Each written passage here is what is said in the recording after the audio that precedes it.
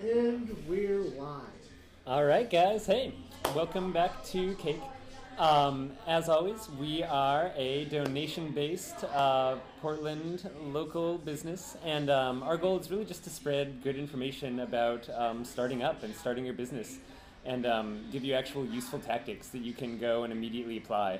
So less kind of theory and more acute practical advice is what we're into. And feel free to donate online. We have a big donate button on our website. Or if you're here in person, you can toss some money into our till. And today we're going to be covering competition. And specifically, why I think that you don't need it as much. Why making peace instead of competition is really the way to go. So, to start out, just to let you know the things that we'll be covering what kind of research you should do when you first start up your business, looking into your competition, who else is out there, what they're doing, things like that. Defining your niche and kind of honing in on what exactly it is that you're going to do and how you're going to kind of fit into the ecosystem of your business arena. We're going to talk about combining potential strategies and how you can take a couple ideas and turn them into one new one. And then the idea of if you're not going to be competing with people, how are you getting the same value as that competitive edge? Basically, how are you promoting yourself? How are you getting to number one, working in conjunction with people rather than working against them? And how your competition's growth can benefit you as well. So, to start out, and this is going to be true whether or not you kind of follow our cake advice of making peace, or whether you actually are just like cutthroat and want to go out there and crush the other people who are in your field. But first you have to know what's actually going on with them, or at least who they are. So your initial searching, which I'd set aside just a couple hours, a few hours of Google searching, and usually you can do a pretty good thorough survey of the entire field. So a few things, and I'll just kind of list these in no particular order, but you're looking for how big they are, the size of the company. Are they like a giant $1 million, kind of mid-sized business? Are they like humongous, hundreds of $1 million mega business? Are they really small, less than 500,000 a year and producing? I think we're good for now. I'm just checking on you guys so much, so just come back if you need it. Okay? Yeah, that's fine. And beautiful. Okay. Thanks. Yeah. Our attentive staff here at the East Bank Saloon, which you guys should check out if you're in Portland. Who are their customers? Who are they appealing to? Are they going for upper middle class? Are they going for the rich of the rich? Are they going for your average person, people who don't have that much money to spend? Who are they trying to target? Sportsy people, indoors people? There's a million categories. How long have they been around? Is this someone who's just been hopping into the field within the last 6 months? Have they been established for like 3,000 years? What's their deal? What's their web and social media presence like? Even if they have been around forever, that might not mean necessarily that they still have a good presence online, that people can find them when they're looking for them. And that's where, for brick and mortar businesses especially, starting up, you have a lot of room to expand, taking these kind of web-based theories and business models that have been based off of the internet revolution and applying them to brick and mortar, I think is a huge area for development and expansion. And already, if you're watching this cake video online and you're trying to start up a brick and mortar business, you're leagues ahead of the other people who are doing the same thing. Where are they located? Are they on the outskirts of the city? Are they central? What's the structure of the business? Are they an LLC? Are they a nonprofit? Are they a C corporation or S corporation? Is it just one guy running it as a sole proprietor? How much do they charge? Where do they advertise and market? Where do they get their supplies? How many employees do they have? All of these kinds of things. You're basically like sizing them up and trying to get hopefully if someone asks you about that business, you would be able to answer questions about it as well as if you worked there, is kind of like the baseline you're going for understanding. And so then as you're going along and as you're doing all of this research and just kind of getting into it, brainstorm and develop as you go. Treat it as an opportunity to really get those creative juices flowing. There's no reason you need to be just in information harnessing mode. You should also be doing some information output as well. And it's way better than theorizing in a vacuum, right? Which is actually what a lot of startups do. And when you're out making a business plan, a lot of people are just out there saying, I think this is how it's going to work. Way better to base that upon research and say, this is how it is working for businesses that are already doing something similar than this. Maybe if I tweak it in this way, I can make certain developments. Maybe if I copy these aspects, I'll get the same success. At the very least, you're basing it on something that's in existence instead of just in your head, which is the important part. A good example of this, too, is how we even came up with the name for Cake. Do you remember sitting around doing that, Derek? Absolutely. That was one of our many coffee shop meetings. Yeah, so we were like sitting around just brainstorming all kinds of different ideas, and we had been researching our competition and found Pi, the Portland incubator experiment here. And they do more actual funding and getting businesses, is it venture money or angel money? All They the do for above. those ones? Yeah, getting them money, basically. And being selective, taking people onto their project, kind of incubating them. I guess incubating them, they're an incubator experiment. And so we were like, okay, well maybe we can do something to like play off of that and actually kind of like bring them in or at least gain their attention without insulting them. And so we decided on Cake, which obviously is like an alternative to Pie. And ours was all about starting up young and the really scrappy stage of things and people who are not looking for funding necessarily but trying to bootstrap. And that not only like related our name to theirs, but also just completely separated out our niche. And all of that came because we found them in the first place and had been doing our market research. And at which point we came up with Cake and we're like, okay, we need an acronym. And Derek said things for like 2 seconds and tosses out the consulting and knowledge exchange, which is amazing. It's like an acronym generating machine. And also a freestyle rapper. And also a freestyle rapper, he says. Another thing to do as you're going along, doing this research, kind of getting into the field, finding out who the players are, is start building your audience and promote as you learn. So as you're learning who else is doing what you do, toss them some love. You know, go on Facebook and be like, hey, just found this other shop that's doing kind of what I do. Like, check them out. See what you think and toss me back reviews. And that way you have not only your set of eyes on it, you have everyone who's going to be your potential customer going and checking it out. I mean, not everyone actually checking it out, but hopefully some people going and looking at it and sending you back feedback. And at the very least, you win crazy kudos points for recommending who could potentially be your competitor.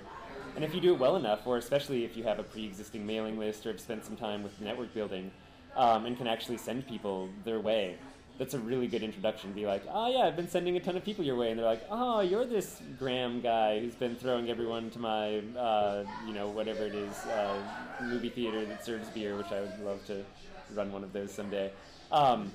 Great, let me tell you all of my business secrets. No, it's not actually how it'll go down, but they will be really friendly, and they'll be really open, and they'll be glad that you've been sending them business as well. And you learn better, like you get better feedback, and you will open more conversations with those people. And as a result, you get an audience when you open up, be like, hey, I sent you to all of these other places. Now come check out mine. I've taken all of the lessons I've learned from your feedback and applied it to mine. Like, I've opened up my place, and it's the place now you should be going. And that's great.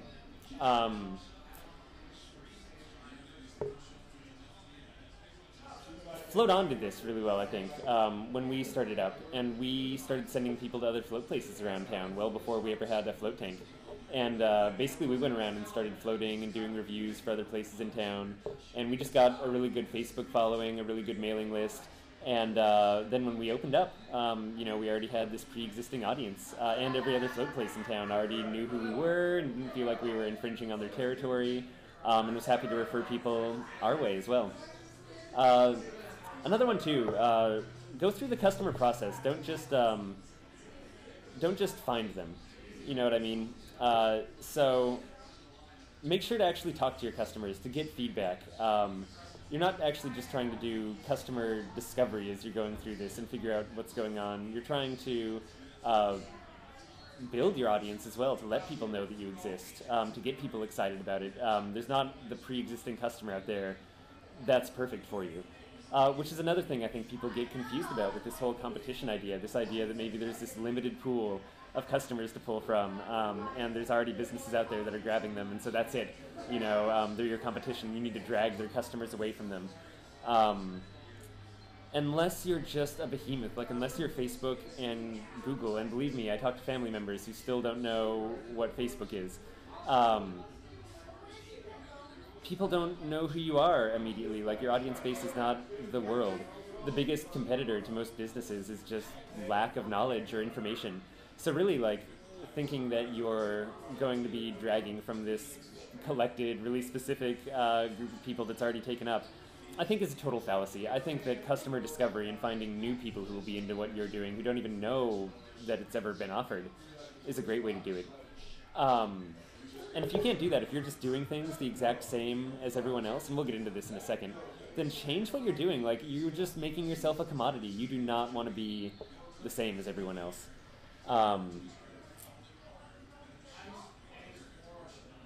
See if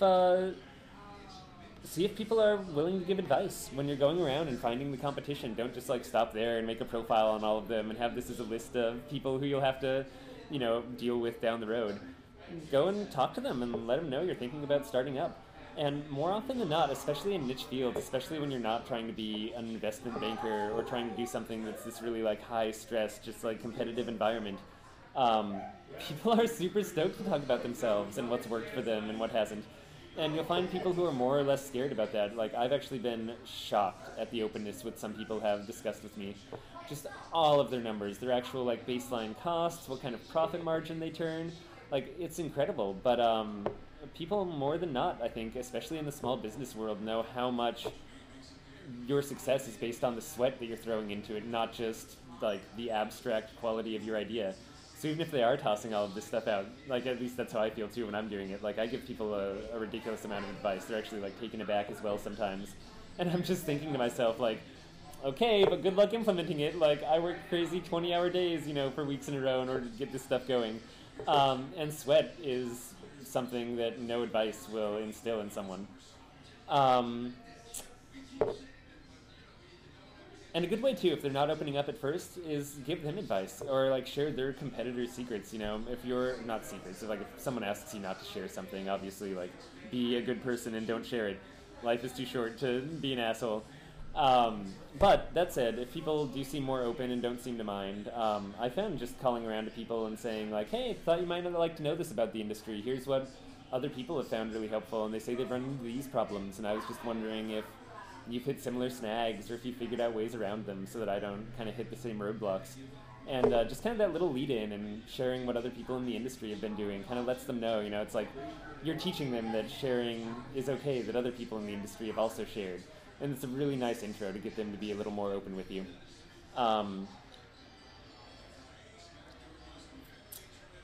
Make sure to do that too, especially if you're in a really small field. Tattoo is a good example. And I remember when I was going to college, back in UC Santa Barbara, the town next to it is called Isla Vista. And there was one tattoo shop there when I started college. And then another tattoo shop opened up my sophomore year.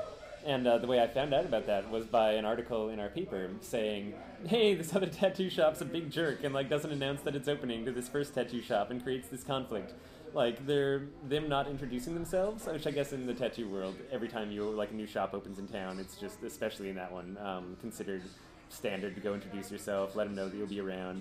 And was enough of an unsettling thing that they didn't do that and enough of a faux pas that not only did it cause anger within the actual tattoo community, I knew about it from reading a paper. It got published in a paper that they weren't polite and went and introduced themselves, which is ridiculous.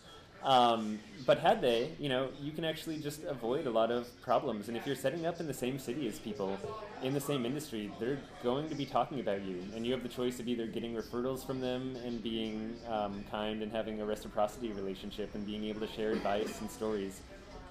Or you can be at bitter odds and be fighting the entire time. But you're going to be in that city for, hopefully forever, right? You're both, the goal is to actually stay there and not go out of business. So if you want to fight with other people in your industry for the duration of your existence, then I don't know. I guess you're a silly human being because that doesn't sound like much fun to me. Okay, so that's all in introducing yourself. Let's skip to the next one, which is, okay, you've studied the competition, you've introduced yourself, you found out what they're doing, what they you should have a view now of what your ecosystem actually looks like. What's already going on, where people are finding what they need, solving their pain points. Now let's figure out what you're doing. So, the best advice in this, which you'll find just across the board if you look it up for positioning, be number one in your field. That's it. You have to be number one. And if you can't be number one in your field, then narrow down your field until you're number one. If you can't be the number one tattoo shop in town, then be the best fine line tattooer, or the best realistic facial portrait tattooer, or the best traditional stick and poke, like, you know, you're hammering things into them tattooer, or whatever it is. Like, there's a lot of ways to explode it out from there. And just be sure that you're not, like, if you can't be the best tattoo artist in town, that you are the best something tattoo artist. If you can't be the best clothing retailer, make sure that you are the best for a specific type of clothing. Recognize your place in the overall field and own it. When we were starting up, we found a lot of meetup groups for people who wanted to do just socializing and networking, who wanted to meet other people in town. We found a minimal number of places that were actually trying to get people funding, like Pi, and incubate them and get them a lot of money to bring their ideas to life. What we didn't find was things that were just like taking an average person off the street who had an idea and who was really unhappy with their current job and giving them the resources to, without raising money, get it started, or at least see if it's actually a good idea or if it just sounded good in their head. And so we decided really to focus in on that young, early stage crowd. And that's been great, and we still get references over from other people who are doing other business classes in town, even though we're relatively young and haven't even done much advertising, just because we are the only place in Portland really hitting that early stage hard. Focus is better, and this is a new thought. Focus is better, especially at the beginning. And that's kind of that part of, narrowing the field until you're number one. Choose the things you don't want to compete on and ignore them. Otherwise, you're going to go crazy. You know, otherwise you're having the goals of a huge monolithic corporation without any of the resources except you. You're like trying to do the job of 15,000 people by yourself, and that's not sane. Even if you look at there was a really good Netflix strategy post that I read a while ago, and they posted up slides from a Netflix presentation on what they're focusing on. And so they just had all of these content types, basically, right? And they were like, okay, here's what Netflix is going to do. And they had user-generated content, news, sports, movies and TV shows, music videos, adult entertainment, instructional entertainment. And what they did next to that was they just put Netflix next to movies and TV shows. That's it. Everything else, ditch it. Like, leave that to the other people. Leave them an area to expand. We are going to be the best at movies and TV shows. So everything else, user-generated content, news, sports, music videos, adult, instructional, they're not even going to think about that. They just toss that out the window so that they can focus in. And that really actually allows you to be the best, right? Just being someone who does something doesn't make you the best. That focus and actually concentrating on it and actively improving at a faster rate than other people are able to, because they're concentrating on more things, is what allows you to hit that number one field and allows you to be the best. Or combine it into something else, like we're the only pizza delivery place that also delivers ice cream. We're the only float place in town that also does massage, which was one of the ways that we set up our business. You know, we left room for our competition to expand into it. Like, we wanted to be the number one float place in town. And bigger than that, you know, we want to be the number one resource for float tanks in the world, which we're actually getting there. But it allows, when there is competition that opens up, they can really define themselves easily, you know. They can say, we do floats and massage, we do floats and acupuncture, we have float tanks in this martial arts gym, so you can practice your workouts and then go float and visualize it. There's a lot of areas to expand. So the basic idea is, if you can't narrow anymore, try exploding outwards instead. Try adding something else onto it. You know, we're not just a movie theater, we're a movie theater that serves beer. We're not just a strip club, we're a strip club that has fire dancing as well. There's plenty of ways you can just combine things to make its own unique thing, its own unique enterprise thing. I hate when I just default to using stupid place filler words. Okay, so another good thing to think about this too, or to just kind of root yourself in sanity for what you're going into, is it's usually a two-horse race. So usually market share breaks down by halves.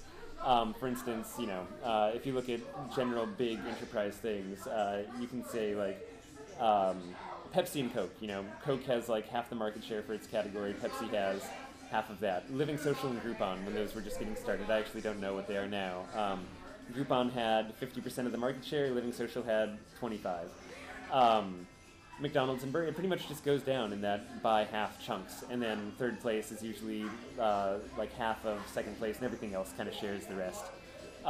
So by being first place in your category, you're getting twice as much of the income and customers as second place, just as a actual mathematical reason that this is important.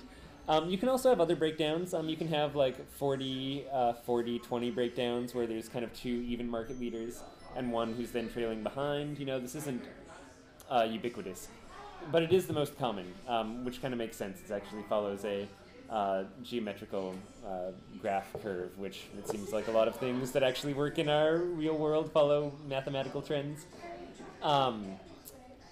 If you are going for second place, which sometimes the market's just big enough, you're like, fuck it, sure, like half of what Coca-Cola is making sounds great. Then the leader actually dominates your strategy. And we had a, hey there. How's it going? Good, how you doing? Good, good. It's a cool little corner, huh? Yeah, buffalo room. Is that what they call it? Yep, there's a big buffalo above the doorway up there. Other side, yeah. Outside. Outside of the, yeah. Oh, shit, how did I miss that? I know, that's what I thought too when I came out here. Oh, he said they called Okay. me Wait a- over the door. I said, where? We had a visitor to the buffalo room. Always impressed with the buffaloes. There's a big buffalo head above the door to this room, by the way. We should like show that to these guys at some point when we come in here. Have an actual entrance into the, yeah. Okay, so if you're going to be second place, the leader determines your strategy, right? If someone's already developed we are the best tasting soda, you have to say you provide something else. If somebody is already the most professional legal service in town, you want to be the most hassle-free, you know, the quickest legal service. If someone is, etc. You just have to be sure to position against them, because you are certainly not going to make them conform to whatever it is that you want. They're the market leader. They've earned that spot. You have to do it in response to them. Excuse me. Been a little sick recently. You too, huh? Yeah, it's going around. What you compete on is important too, because it actually determines the structure of your business. And one instinctual, but one to be careful of, is price is dangerous to compete on. When you are competing on price, you are making yourself a commodity. You are saying, if someone else can produce a lower price thing, that's it. Like my competitive advantage is gone. And usually low price is not associated with the highest quality of goods or services. So, not that you can't compete on price, but even if you are, I wouldn't advertise that you are, unless you're, you know, there's only one Walmart. There's only ever going to be one cheapest thing around, and they work really hard and cut a lot of corners to do that. And in my opinion, when you have to cut those corners, when you have to like boil everything down to save the most that you can so you can get the lowest price to your customers, that's when morals also start flying out the window. That's when you start saying, well, I can save like $1 on the retail on this thing, but I have to pay my employees this much less. I have to cut their benefits by this much, you know? And yeah, it's just a recipe for a lot of headaches and a lot of decisions that are probably not going to make you happy with what you have to do in your business to maintain that position. Own your faults. That's another really good one. Listerine did some marketing back in the day when they were suffering from market loss. And people were like, this tastes like shit, basically. They were like, Listerine sucks. I don't want to put this in my mouth. And so Listerine was like, okay, like how can we take that? And so they took it, and I forget the exact phrase that they ended up using. But basically like, along the lines of, you know it's good for you because it tastes so bad, like feel the germs burning away kind of thing. And really took that sting and made it be like, that sting means your mouth is getting sterile. And people like started craving it, you know, you have mouthwash that doesn't have that like burning, that isn't so intense, and you're like, I don't know, like is this actually doing what I hope it's doing?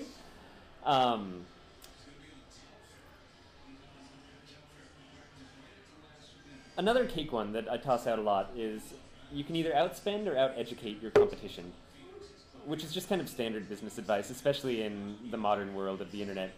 And as you can probably guess, outspending your competition is certainly not what we recommend. So you end up out educating them. And what that means is just be even more open, be more sharing, and take their content too and be able to put it out there to the world. So social media, PR, personal connections, events, blogs, books, these are all things that you can do, that you can actively publish yourself to get people into your business, to make them realize that you are market leaders, to get them to listen to what you have to say and be a part of your story and your journey. You can also even do interviews with your competition. You know, you can join forces. You can get them to produce content for you, have them do guest blog posts. They'll be happy for the letting your customer base know that they exist, and they'll get more business from it. And you'll be able to take them and say to anyone, look, we get along, like we are not at odds. If you're a customer at this shop, you can also come to mine, and that's fine on a moral level, like we support each other as well. Be open and transparent. The less that you have to hide from the world, or that you're hiding from your customers or anything else, the less you'll have to hide from your competition as well. And this might be, okay, here we go. Let's get a little close and personal for a second here. So, this gets into Graham, personal opinion land. And at some point in my life, I think like around when I hit college actually, I used to play a lot more video games than I play now. And I reached this point where I just decided, you know what? Like, fuck it. I'm just going to start on the hardest difficulty setting on all of these games. Like, let's just start on Nightmare and go from there, because it's just not, like, I'm not going to play through this game a second time. I don't want them to hold my hand. And that's sort of how I feel about being open and transparent. Like, the rewards that you can get from being open and transparent are so great, and the reduction in stress, you don't have to keep track of what you're hiding and from who. People don't feel like you're being secretive. And it is much more challenging, you know, if you're just playing a poker hand with your hand face up, people can see your cards. But unlike in poker, your cards aren't dealt by chance. Like in this game, you get to choose your own cards. And so even though it's like starting on crazy nightmare difficulty to be open and transparent with everything you're doing, if you can pull it off, your life will be so much happier, and you'll have, like, be really successful, and people will love you at the same time. Okay, that ends Graham's little, like, passion rant moment for a second. Be open and transparent if you can. It is harder, and it is scarier, and everything that I've seen, especially recently, shows that it just pays off so much more in return. Once again, like, own your faults. In the case of a lot of people watching this, it'll be that you are small, that you're unfunded, that you don't have a huge staff. And you know what we found? Like, people eat that up. Like, we want our lives to be meaningful, and part of that is supporting things that we appreciate. And so when as a small business, you're just like, hey, we need your help. We're really small. We're just getting started. Like, I'm sorry for all the errors. Can you even, like, proofread my website? And if you see anything, please send it along to me. And people are stoked. Like, our customers will proofread our website and send us along changes, and we thank them for it, and suddenly a dialogue is open, and they feel like they're actually contributing to this business that's a part of their life. And it's great back and forth. And that too, I mean, for your competition and for the idea of competing against other people, sometimes being human, being small and unfunded is the way that you gain a lot of respect, and choosing not to compete and choosing to promote your competition, all of that tells its own story. And we're hungry for it. We want that story. Like, human beings, especially in Portland too, we want the story of, we support a business that is trying not to compete. We support a business that is trying to just produce really good things for the community and for its customers. Like, that's all we want, you know. And if you make it accessible, if you let people know you exist, it's an awesome story to tell. Take advantage of hustle. Like, go out there once again and actually just hustle the heck out of people who you're trying to reach as customers. That was just, I don't actually know why that was in there. I guess just because I like hustle. I don't know what that had to do with competition. But hustle, you should hustle. And we talked about this just briefly, but leave room for your competition to expand. Since the goal is to be number one in your niche, make sure that you haven't left room for enough niches that when inevitably copycat businesses open up, that they can just kind of funnel themselves into those obvious niches. Like Float On, leaving room for the spa industry, like Netflix, leaving room for other streaming services. Because otherwise, you really are breeding competition. If your goal is to not only be the best at what you do, but try to branch out and have little placeholder things a lot across everything else as well, then other people are going to slowly pick those off one by one. Like, look at Yahoo. when it started back in the day. They were like not only email, they were the game center, they were the news center, they were all of these things. And like slowly over especially the past 10 years, their little auxiliary services have just been crumbling one by one and going bankrupt. And the reason is you can't maintain an empire that vast. They were trying to be one and like number one across the board with everything. And when someone's only concentrating on a chess app, that's going to be better than Yahoo's chess app. When someone's only concentrating on the best news aggregator, that's going to be better than Yahoo's news aggregator. And slowly they just, their broad realm of influence they were trying to take over, they didn't leave room for other people who were trying to do the same thing. Like if you were trying to be another Yahoo, you were also trying to compete in everything. And people were like, well, that's silly. So Gmail outdoes their mail, you know, yeah, you get the idea.